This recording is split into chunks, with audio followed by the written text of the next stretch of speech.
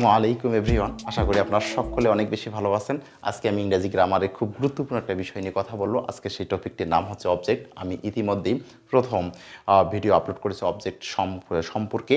অবজেক্টটা কাকে বলে, অবজেক্টটা কী, সেই বিষয়টাকে বোঝাতে চেষ্টা করেছি। যাদের অবজেক্ট বুঝতে সমস্যা ওই ভিডিওটা দেখলে আপনার আশা করি আপনার সমস্যার সমাধান হয়ে যাবে।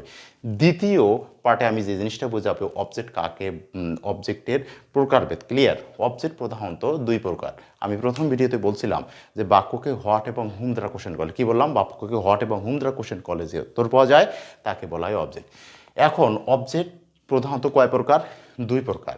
এখন দেখেন দুই প্রকারের মধ্যে একটা নাম হচ্ছে ডিরেক্ট অবজেক্ট, একটা নাম হচ্ছে indirect object. Clear?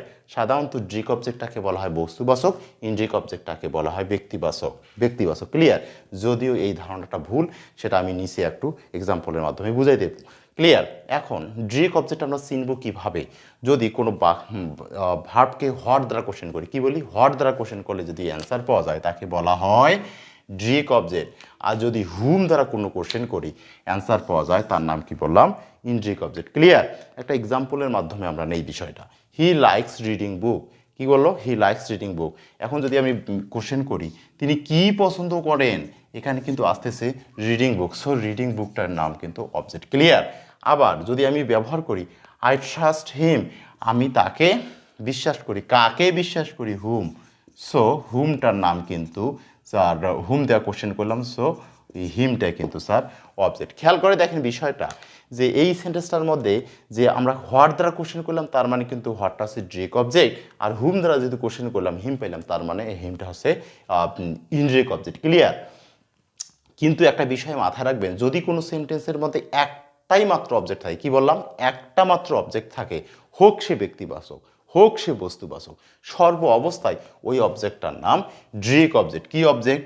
Direct object. কোন ক্ষেত্রে ডিরেক্ট অবজেক্ট বলবো?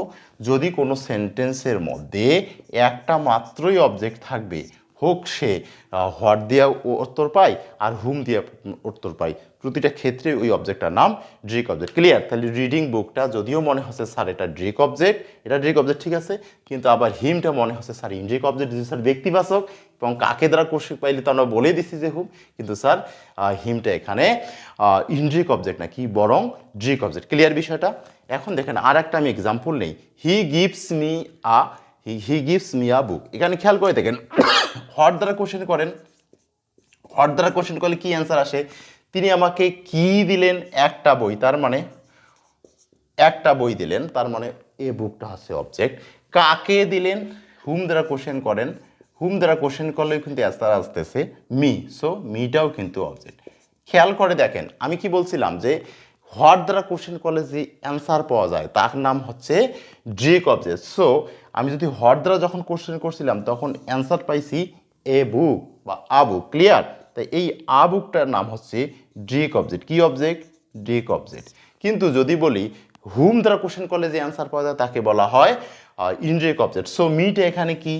এখানে হচ্ছে ইনডিরেক্ট অবজেক্ট। কি অবজেক্ট? ইনডিরেক্ট অবজেক্ট, যেহেতু স্যার কাকে দ্বারা কোশ্চেন করলে অ্যান্সার পাওয়া যায়। ক্লিয়ার?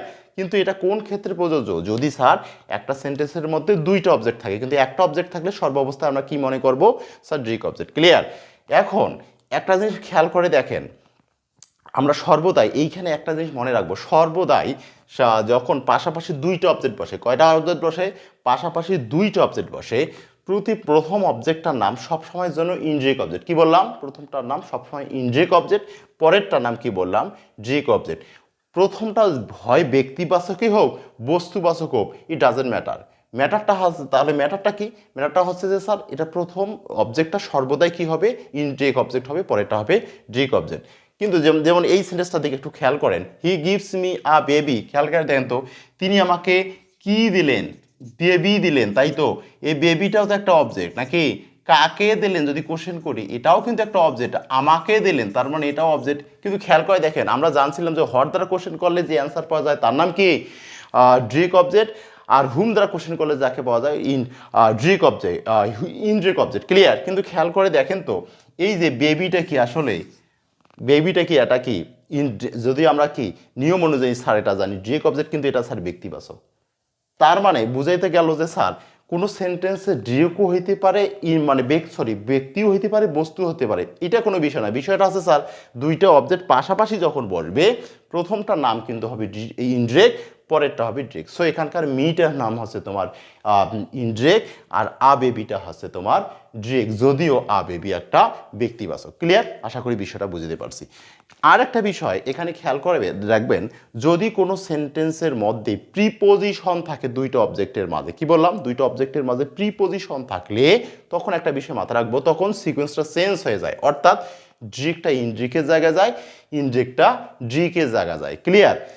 তার মানে এটা একটা এক্সাম্পল নেই যে he gives a book for me. দেখেন এখানে হোয়াট এবং হুম দ্বারা কিন্তু কোশ্চেন করলে অ্যান্সার পাচ্তেছে কি দেন একটা বই, তার মানে অবজেক্ট, কাকে দেন এটা হচ্ছে তোমার আমাকে দেন, তার মানে এটাও অবজেক্ট। কিন্তু খেয়াল করে দেখেন যে আমরা জানি যে হোয়াট দ্বারা কোশ্চেন করলে সবসময় কি হয়, ডিরেক্ট অবজেক্ট হয়, তার মানে কি ডিরেক্টটা সবসময় অবস্থান কই 2 নাম্বারে, কিন্তু বাট এখানে হয়ে গেছে 1 নাম্বারে। আর হুম দ্বারা কোশ্চেন করলে সবসময় পাই ইনডিরেক্ট অবজেক্ট, সেটার অবস্থান 1-এ, বাট এখানে হয়ে গেছে কিন্তু 2-এ। ক্লিয়ার? কিন্তু কারণটা কি, ঘটনাটা কি, দেখেন দুইটা অবজেক্টের মাঝে কিন্তু প্রিপোজিশন ফর বসছে, যার কারণে প্রথমেরটা হয়ে গেছে ডিরেক্ট, পরেরটা হয়ে গেছে ইনডিরেক্ট। ক্লিয়ার? এখানে এটা একটা বিষয় মাথা রাখলাম। আর একটা বিষয় আমাদের মাথায় কিছু কিছু এক্সেপশনাল সেন্টেন্স আছে যেগুলো যে দুইটা অবজেক্টের মাঝে কিন্তু প্রিপোজিশন থাকলেও বা বসলেও কি হইতে পারে না, যে প্রথমেরটা ইনডিরেক্টেই থাকে, পরেরটা ডিরেক্টে থাকে। সেই নিয়মগুলো বা সেই সেন্টেন্সগুলো কি, দেখেন এটা একটা sentence, exceptional sentence, I presented her with a flower. দেখেন হার এবং ফ্লাওয়ার এই দুইটা অবজেক্টের মাঝে কিন্তু কি আছে বলেন তো, উইথ আছে, প্রিপোজিশন। কিন্তু খেয়াল করে দেখেন এখানকার ক্ষেত্রে কিন্তু প্রথমেরটার নাম কিন্তু ইনডিরেক্ট অবজেক্ট, পরেরটার নাম কিন্তু ডিরেক্ট অবজেক্ট। কেন? তিনি আমাকে কি দিলেন, কি উপহার দিলেন, দেখেন কি দ্বারা কিন্তু কোশ্চেন করলে যে অ্যান্সার পাচ্ছি তার নাম হচ্ছে তোমার ডিরেক্ট অবজেক্ট। সো এটার নাম কিন্তু ডিরেক্ট অবজেক্ট। কিন্তু আবার যদি বললাম কাকে দিলেন, তাকে দিলেন, তাহলে হুম দ্বারা কোশ্চেন করলে যে অ্যান্সার পায় তার নাম হচ্ছে ইনডিরেক্ট অবজেক্ট। সো এখানে যদিও প্রিপোজিশন মাঝে আছে তাহলে মানে ইজাটা কি হয়ে গেল, প্রথমে পড়লো ইনডিরেক্ট, পরে হয়ে গেল ডিরেক্ট। আর একটা আপনার এক্সেপশনাল উদাহরণ নেই, he provided with a fan. তাহলে দেখেন he provided me with a fan. তাহলে খেয়াল করে দেখেন তিনি আমাদের কি দিলেন, কি প্রোভাইড করলেন, এ ফান। তাহলে কি হোয়াট দ্বারা কোশ্চেন করলে যে অ্যান্সার পাওয়া যাচ্ছে তার নাম হচ্ছে ডিরেক্ট অবজেক্ট। আবার কাকে দিলেন, আমাকে দিলেন, সো মিটা হচ্ছে স্যার ইনডিরেক্ট অবজেক্ট। সো আমরা জানি যে কোনো সেন্টেন্স পাশাপাশি দুইটা অবজেক্ট বসলে প্রথমেরটা হয় ইনডিরেক্ট, পরেরটা হয় ডিরেক্ট। কিন্তু যদি প্রিপোজিশন থাকে প্রথমেরটা হয় ডিরেক্ট, পরেরটা হয় ইনডিরেক্ট। কিন্তু এখানে কিন্তু প্রথমেটা ইনডিরেক্টেই থাকলো, পরেরটা ডিরেক্ট হয়ে গেল। দেখেন আর একটা এক্সাম্পল নেই এক্সেপশনাল, যে হি সাপ্লাইড আস উইথ ফুড। খেয়াল করে দেখেন তিনি আমাদের কি দিলেন, কি দ্বারা কোশ্চেন করলে কিন্তু অ্যান্সার আসতেছে ফুড। সো এটার নাম হচ্ছে তোমার ডিরেক্ট অবজেক্ট। আর কাকে দিলেন দ্বারা কোশ্চেন করলে অ্যান্সার আসতেছে আস, আমাদের। সো এটার নাম কিন্তু ইনডিরেক্ট অবজেক্ট। ক্লিয়ার বিষয়টা? আর একটা বিষয় মাথায় রাখি, এই দুইটা জিনিস একটু মাথায় রাখবো, যে যদি কোনো সেন্টেন্সের আর একটা জিনিস কি বললাম, যদি কোনো সেন্টেন্সের মধ্যে একটা অবজেক্ট থাকে সর্ব অবস্থায় কি হয় বলেন, ডিরেক্ট অবজেক্ট হয়। কি অবস্থা হয়? ডিরেক্ট অবজেক্ট হয়। দেখেন এই দুইটা, তার মধ্যে একটু এক্সাম্পল নেন, যে হোয়াট ডু ইউ টেল হার। দেখেন এখানকার মধ্যে অবজেক্ট কিন্তু শুধুমাত্র একটা হোয়াট। আমরা কিন্তু কোনোদিনও মনে করি নাই যে হোয়াট কোনো অবজেক্ট হতে পারে কোনো সেন্টেন্সের মধ্যে। কিন্তু দেখেন হোয়াট তো বলাই আছে, হোয়াট মানেই তো হচ্ছে হোয়াট দ্বারা কোনো কোশ্চেন পাইলে তার নাম হয়ে যায় অবজেক্ট। সো হোয়াটটা কিন্তু এখানকার অবজেক্ট, কিন্তু অবজেক্টটা কি অবস্থায় আছে স্যার? ডিরেক্ট অবজেক্টটাই অবস্থায় আছে।